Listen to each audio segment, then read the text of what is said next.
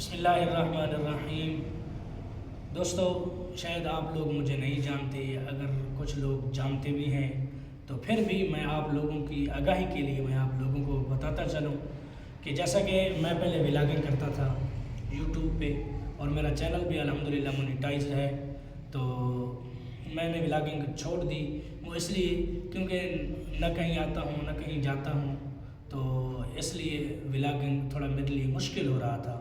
تو میرے لیے یہ آسان تھا جو مجھے لگا، میں نے کہا چلو یہ میرے لیے آسان ہے اور یہ میں آپ لوگوں کے ساتھ انشاءاللہ اس کے جڑا رہوں گا، کیونکہ ولاگنگ کے ساتھ تو میرے لیے مشکل ہے، کیونکہ ایک تو میں امام مسجد ہوں، بچوں کو پڑھاتا ہوں اور امامت بھی الحمدللہ کرتا ہوں۔ 60-70 بچے ہیں، صبح شام، یعنی صبح بھی اتنے ہو جاتے ہیں 60-70، شام کو بھی 60-70 ہوتے ہیں، ان کو پڑھاتا ہوں۔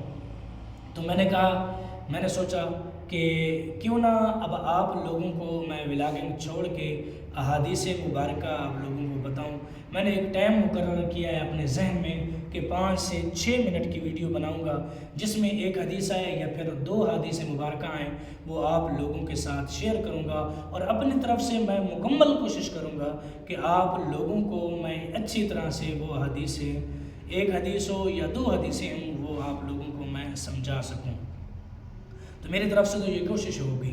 تو میں نے آج مشکات المصابیح میرۃ المناجی اٹھائی ہوئی ہے، اس سے میں آپ لوگوں کو درس دوں گا، یعنی درس ایک حدیث 2 حدیث، اسے ایک ایک کر کے انشاءاللہ میں کوشش کروں گا کہ پوری جو ہے مشکات المصابیح کا آپ لوگوں کو درس دوں، اور یہ ویڈیو میری انشاءاللہ ڈیلی بیس پر آئیں گی، یعنی میں ڈیلی اسی طرح ویڈیو ریکارڈ کروں گا اور سوشل میڈیا پہ، فیس بک پہ، یوٹیوب پہ اور ٹک ٹاک پہ، ان تینوں سوشل میڈیا کے پلیٹ فارم پہ میں اپلوڈ کروں گا۔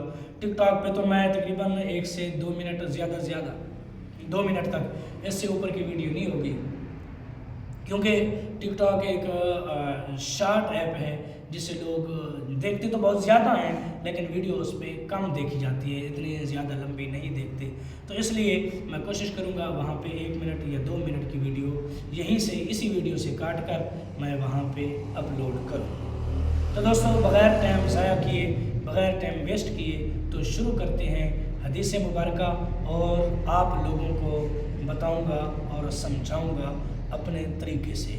تو انشاءاللہ آپ جڑے رہیں گے میرے ساتھ، تو انشاءاللہ آپ کو بھی فائدہ ہوگا اور مجھے بھی فائدہ ہوگا۔ مجھے تو ہوگا ہی ہوگا، کیونکہ میں نے پڑھا ہے، عالم کا کورس الحمدللہ میں نے مکمل کیا ہے، اور اسی بنا پر میں امام مسجد ہوں، تو مجھے فائدہ ہوگا، کیونکہ میں نے اپنا حق ادا کر دیا اور کر رہا ہوں۔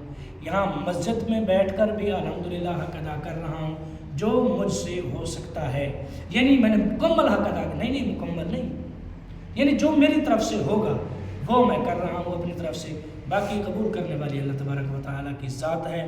کیونکہ میں نے پڑھا ہے، جو مجھے حضور علیہ الصلوۃ والسلام کی حدیث پاک یاد آئی کہ حضور علیہ الصلوۃ والسلام نے فرمایا، تم میں سے بہتر وہ ہے جو علم سیکھے اور سکھائے۔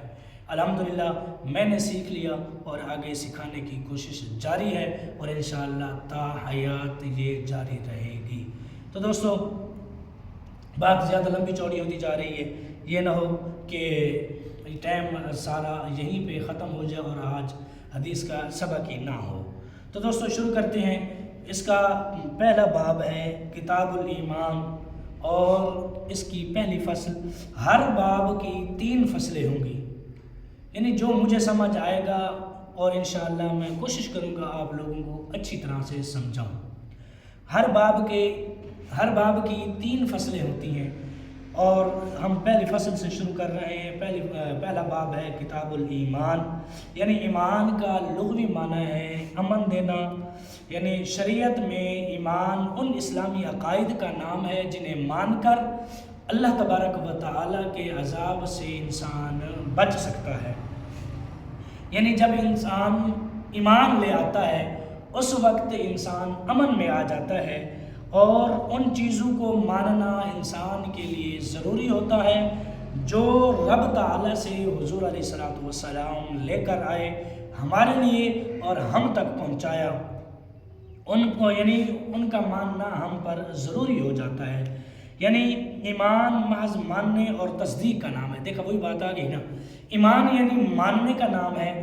جو حضور علیہ السلام رب تعالیٰ سے احکام لے کر آئے جو بھی ہوں، اس لیے ان کا مقدار کرنا یعنی ان کو قید کرنا ایمان کو یہ ناممکن ہے، کیونکہ ایمان کم زیادہ ہو جاتا ہے۔ یعنی کبھی انسان یعنی اس کی جو کیفیت ہوتی ہے، کیفیت انسان یعنی ایمان کی جو کیفیت ہوتی ہے وہ کم زیادہ ہو سکتی ہے، کبھی انسان کے اندر کم ہو جاتی ہے۔ دیکھو نا، انسان ہے، انسان کو اگر رب یاد ہوتا تو آج مسجدیں آباد ہوتی، ہر انسان مولوی بنا پھر رہا ہوتا، لیکن یہ ایمان کی کمزوری ہے نا۔ مقدار کی بات آئی تو میں نے کہا یہ بات کیوں نہ میں آپ لوگوں کو واضح کر دوں۔ یعنی اگر انسان میں ایمان کی کمی ہے تو وہ مسجد میں نہیں آتا، وہ چوریاں کرتا ہے، وہ زنا کرتا ہے، وہ ڈکیتیاں کرتا ہے، طرح طرح کے گناہ کرتا ہے۔ اس میں ایمان کی کمزوری ہے، اور جس میں ایمان زیادہ ہو جاتا ہے وہ پھر اللہ تبارک و تعالیٰ کی طرف رجوع کرتے ہیں اور اللہ تبارک و تعالیٰ کی عبادات میں اپنا وقت دن اور رات گزارتے ہیں۔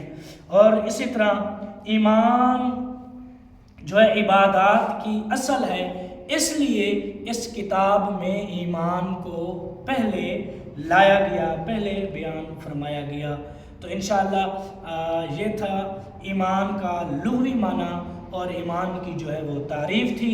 تو انشاءاللہ کیونکہ آج ہمارا انٹروڈکشن تھا، اس لیے حدیث مبارکہ بیان نہیں ہو سکے، تو وہ انشاءاللہ کل کی ویڈیو میں وہ بیان کریں گے۔ تو آج چاہتے ہیں اجازت، تو دعاؤں میں یاد رکھنا، اور جو میری نیک تمنائیں ہیں ان کو خاص کر مد نظر رکھتے ہوئے میرے لیے ضرور دعا کرنا کہ اللہ تبارک و تعالیٰ مجھے اس نیک کام میں کامیابی عطا فرمائے۔ تو ملتے ہیں کل کی نئی ویڈیو میں، کل تک کے لیے اللہ حافظ۔